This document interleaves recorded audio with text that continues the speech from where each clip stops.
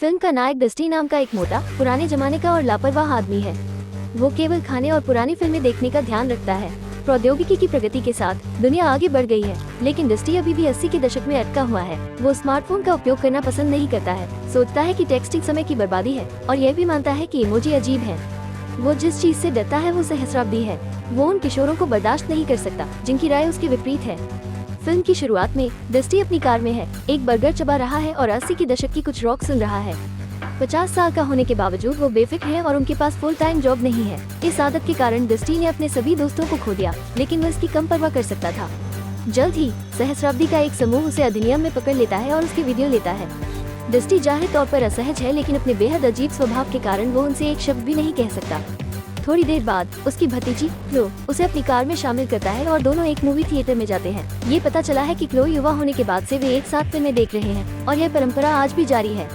दोनों करीब दिखाई देते हैं, लेकिन उम्र और आदतों में अंतर के साथ ये स्पष्ट है कि क्लो अपने चाचा से थोड़ा अजीब है। ये तब और भी स्पष्ट हो जाता है जब डस्टी एक पुराना गाना बजाता है जिसे वो उबाऊ कहती है।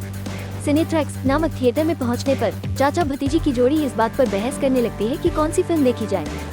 डस्टी 80 के दशक की एक पुरानी फिल्म के साथ जाना चाहता है जिसे वो पहले ही 10 बार देख चुका है, लेकिन क्लो सिनेट्रैक्स एक्सक्लूसिव 3D फिल्म चोसन देखना चाहती है और अंत में जिद्दी भतीजी को अपना रास्ता मिल जाता है।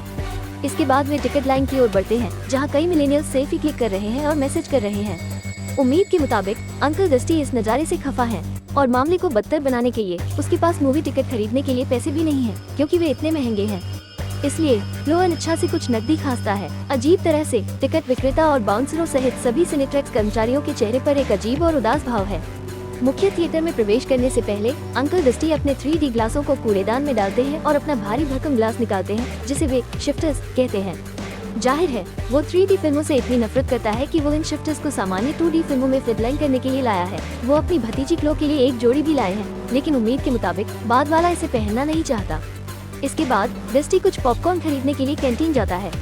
वहाँ कुछ सहस्राब्दी उसके साथ गिरोह बना लेते हैं और पूछताछ करते हैं कि क्या वो गलती से 3D खंड में समाप्त हो गया है।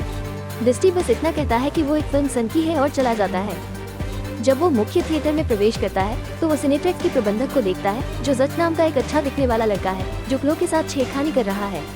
हालांकि जैसे ही डस्टी उनके पास आता है, जैच एक बहाना बनाता है और निकल जाता है। हालांकि उसी समय क्लो के 2 दोस्त आते हैं और उसके बगल में बैठते हैं। ये पता चला कि यह उसकी पूरी योजना थी। उसके चाचा के साथ फिल्म का समय घर से बाहर निकलने का एक बहाना था। डस्टी इस बात से नाराज है कि क्लो उसके साथ समय नहीं बिता रही है, और इसलिए भी क्योंकि उसके दोस्तों ने उसकी सीट ले ली है। वो उसे अपने साथ बैठने के लिए समझाने की कोशिश करता है, लेकिन क्लो नहीं चाहती। उसने अपने चाचा को एक उबाऊ व्यक्ति के रूप में देखना शुरू कर दिया है, जो उसे अपने दोस्तों के सामने हर मौके पर शर्मिंदा करेगा। ये सुनकर डस्टी उदास हो जाता है, लेकिन फिर भी वो क्लो की सीट के ठीक पीछे बैठने का फैसला करता है। जल्द ही जज मंच पर आता है और घोषणा करता है कि फिल्म शुरू होने वाली है। वो नियम बताते हैं कि किसी को भी अपने फोन का उपयोग करने की अनुमति नहीं है और हर किसी को अपना सिनेट्रैक्स 3D चश्मा लगाना होगा। सहस्राब्दी घोषणा के साथ पंप हो जाते हैं और वे उत्साह में जयकार करना शुरू कर देते हैं। फिर फिल्म अंत में शुरू होता है। ये कुछ अजीब अभिनय और कहानी के साथ एक प्रेम कहानी है, लेकिन फिर भी अति यथार्थवादी 3D एक्शन के कारण मिलेनियल्स इसे पसंद कर रहे हैं। वे वस्तुतः हर संवाद पर चिल्लाते और जयकार करते हैं। हालांकि अंकल डस्टी, जिन्होंने कोई चश्मा नहीं पहना हुआ है, फिल्म से निराश है। वो पहले से ही घर जाने का इंतजार नहीं कर सकता।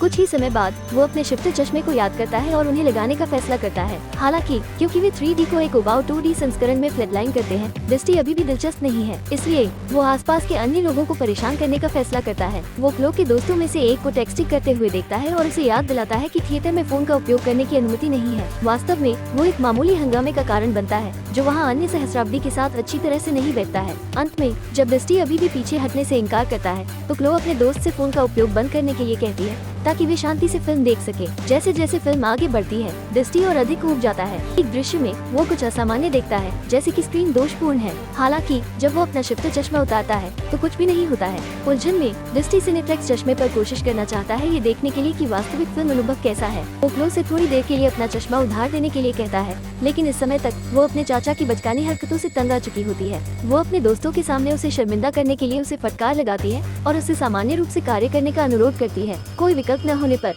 अंकल डस्टी ने अपना शिफ्टर चश्मा फिर से लगाया और फिल्म देखना जारी रखा। अचानक उसने स्क्रीन के माध्यम से एक विशाल कीड़ा जैसा प्राणी देखा। थिएटर में सभी सहस्राब्दी इस कीड़े की उपस्थिति से पूरी तरह से बेखबर है, लेकिन दृष्टि इसे स्पष्ट रूप से देख सकते हैं। घबराकर वो जल्दी से अपना गिलास उतार देता है और इसके साथ ही कीड़ा गायब हो जाता है। कुछ मिनट बीत जाते हैं, लेकिन कीड़ा कहीं नहीं दिखता। इसलिए दृष्टि को संदेह है कि इसका उसके 2D चश्मे से कुछ लेना देना है, इसलिए वो इसे वापस रखता है और जैसे ही वो करता है, विशाल कीड़ा अपने चूसने वालों के साथ उस पर हमला करता है। दृष्टि डरावने रूप से चिल्लाती है और थिएटर के अंदर अराजकता का कारण बनती है। वो क्लो और उसके दोस्तों पर अपना पॉपकॉर्न भी गिराता है। क्रोधित होकर मिलेनियल्स उसे गाली देना शुरू कर देते हैं, लेकिन दृष्टि को यकीन है कि थिएटर के अंदर कुछ असामान्य चल रहा है। वो क्लो को ये समझाने की कोशिश करता है, लेकिन उम्मीद के मुताबिक उसके पास कुछ भी नहीं है। इसके बजाय वो शर्मिंदा है और उसे यहाँ लाने के लिए खेद व्यक्त करती है। हंगामा जल्द ही सिनेट्रैक्स मैनेजर जैच को आकर्षित करता है, जो दृष्टि के पास जाता है और उसे दूर ले जाता है। अन्य सहस्राब्दियों की खुशी के लिए चिंतित है कि उसके चाचा ने खुद को परेशानी में डाल लिया है। क्लो भी उसका पीछा करती है। बाहर दृष्टि यह समझाने की कोशिश करता है कि स्क्रीन से कुछ निकला और उसके पास आया, लेकिन जैच ने निष्कर्ष निकाला कि बूढ़ा व्यक्ति अति यथार्थवादी 3D कार्रवाई को वास्तविक चीज के लिए गलत समझ रहा है। हालांकि दृष्टि को यकीन है कि उसने एक कीड़ा जैसा जीव देखा था। अंत में वो धन वापसी प्राप्त करने और जगह छोड़ने का फैसला करता है, लेकिन उसके आश्चर्य के लिए क्लो जाना नहीं चाहता। इसके बजाय वो अपने चाचा को कई बार शर्मिंदा करने के लिए फटकार लगाती है, ताकि वो आकर्षण का केंद्र बन सके। ये कहकर वो उसे छोड़कर वापस थिएटर के अंदर आ जाती है। दृष्टि उसके पीछे जाने की कोशिश करता है, लेकिन जैच ने उसे ये कहते हुए रोक दिया कि उसे अब वहाँ जाने की अनुमति नहीं है। कोई विकल्प नहीं होने के कारण एक तबाह अंकल दृष्टि ने फिल्म खत्म होने तक क्लो का इंतजार करने का फैसला किया, लेकिन चूंकि वो मुख्य हॉल में इंतजार नहीं कर सकता, जैच उसे प्रोजेक्शन रूम में ले जाता है। वहाँ जैच और उसके कर्मचारी इस बारे में बात करना शुरू करते हैं कि कैसे सिनेट्रैक्स अपने सुपर रियलिस्टिक सिनेमैटिक्स और विजुअल्स के कारण दुनिया पर कब्जा कर लेगा। पुरानी 2D फिल्मों का जमाना चला गया और अब 3D ने ले ली है। वे दृष्टि को इसे आजमाने के लिए भी कहते हैं, और यदि वो अभी भी इसे पसंद नहीं करता है तो वे उसके पैसे वापस कर देंगे। जैक फिर दृष्टि को सिनेट्रैक्स ग्लास की एक जोड़ी देता है, लेकिन एक लंबे विचार के बाद वाला इसे अस्वीकार कर देता है। इस वजह से सिनेट्रैक्स के कर्मचारी क्रोधित हो जाते हैं और अचानक ज़ॉम्बी जैसे जीवों में बदल जाते हैं। फिर वे दृष्टि पर हमला करते हैं और लगभग उसे एक नुकीली वस्तु से टकराने में सफल हो जाते हैं, लेकिन किसी तरह चाचा उनके चंगुल से बच निकलने में सफल हो जाते हैं। उस पुरुष ने ये कैसे किया? उसने बस अपनी जेब से एक सड़ा हुआ बर्गर निकाला और उसे प्रेतात्मा में झोंक दिया। दृष्टि तब मुख्य हॉल की ओर भागता है और इमारत से बाहर निकलने का रास्ता खोजने की कोशिश करता है। हालांकि यह असंभव है, क्योंकि सिनेट्रैक्स के सभी कर्मचारी लाश में बदल गए हैं और उसकी तलाश कर रहे हैं। तो दृष्टि स्टोर रूम के अंदर घुस जाता है और खुद को एक ऐसी चीज करने के लिए तैयार करता है जिससे वो सबसे ज्यादा नफरत करता है, टेक्सटिंग। वो क्लो को कई संदेश भेजता है, जहाँ वो एक झटका होने के लिए माफी मांगता है और यह भी स्वीकार करता है कि वो उसे खोने से डरता है। फिर वो उसे आसन्न खतरे से आगाह करने के लिए आगे बढ़ता है, लेकिन इससे पहले कि वो ऐसा कर पाता, जैच और दूसरा दरवाजा तोड़कर उसे ले जाते हैं। इस बीच क्लो को अपने चाचा को पहले डांटना बुरा लगने लगा है। वो उसके अगले संदेश की प्रतीक्षा करती है, लेकिन वो नहीं आता। इसलिए जब वो अपने शिफ्टर ग्लास को फर्श पर पड़ा देखती है तो वो उसे उठा लेती है और उस पर कोशिश करती है। लो और निहारना, उसने एक विशाल चाल वाले प्राणी को नोटिस किया जिसने अब पूरी स्क्रीन पर कब्जा कर लिया है। जीव अन्य सभी सहस्राब्दियों से भी जीवन चूस रहा है, जिसका अर्थ है कि क्लो थिएटर में एकमात्र असंक्रमित मानव बचा है। घबराकर वो अपना चश्मा उतारती है और दौड़ने की कोशिश करती है, लेकिन सभी संक्रमित सहस्राब्दी उसका पीछा करने लगते हैं। एक बड़ा संघर्ष शुरू हो जाता है और ऐसा लगता है जैसे सारी आशा खो गई है, लेकिन सौभाग्य से एक प्रॉप तलवार की मदद से क्लो प्रोजेक्शन रूम में प्रवेश करने से पहले सैकड़ों संक्रमित मिलेनियल्स को मारने का प्रबंधन करता है। वहाँ उसने अपने चाचा को एक कुर्सी से बंधे हुए देखा और अंत में महसूस किया कि वो सच कह रहा था। हालांकि इससे पहले कि वो उसकी मदद कर पाती, जैच और अन्य लोग पहुँचे और उसे पकड़ लिया। इसके बाद जैक इस सारे तबाही के पीछे मुख्य प्राणी का खुलासा करता है। यह एक एलियन निकला जिसने अपनी प्रजातियों का विस्तार करने के लिए दूसरी आकाशगंगा से यात्रा की। जैक का उल्लेख है कि संक्रमित होना उसके लिए अब तक की सबसे अच्छी बात थी, क्योंकि अब उसे कोई दर्द या चिंता महसूस नहीं होती है। वो चाचा भतीजी की जोड़ी को भी परिवर्तन को अपनाने के लिए प्रोत्साहित करता है, क्योंकि एलियन केवल उनके दयनीय और उबाऊ जीवन से उबरने में उनकी मदद करना चाहता है। ये कहते हुए वो जबरदस्ती सिनेट्रैक्स 3D चश्मा दृष्टि पर डालता है और उसे फिल्म देखने को कहता है। ये जाहिर तौर पर उन्हें उनमें से एक में बदल देगा, लेकिन सौभाग्य से क्लो समय के साथ हस्तक्षेप करता है और कांच के टूटे हुए टुकड़े के साथ एलियन को ठोकर मारता है। ये क्षण भर में संक्रमित लाश को चौंका देता है, जिससे क्लो अपने चाचा को अपने बंधन से मुक्त कर सके। दुर्भाग्य से इससे पहले कि वे भागने वाले होते हैं, जैच अपने मुंह से एक मूंछ निकालता है जो क्लो को पकड़ लेता है और उसे अपने पास रखना शुरू कर देता है, और कुछ ही समय में उसका चेहरा मुड़ने लगता है, जिसका अर्थ है कि एलियन उसके शरीर में प्रवेश कर गया है। तभी चाचा दृष्टि एक कुल्हाड़ी पकड़ लेते हैं और 80 के दशक के नायक की तरह जैच का सिर काट देते हैं,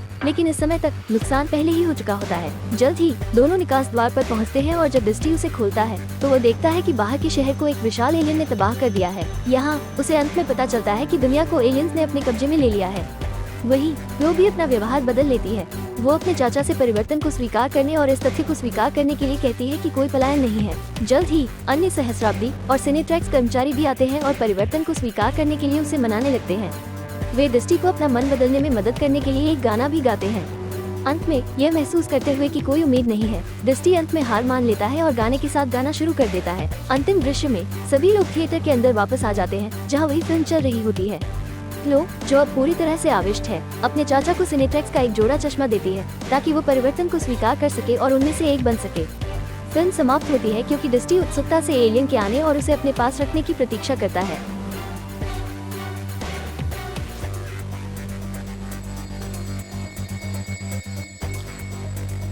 इस तरह के और वीडियो के लिए सब्सक्राइब करें, नोटिफिकेशन चालू करें और चैनल की मदद करने के लिए लाइक छोड़ दें। देखने के लिए धन्यवाद।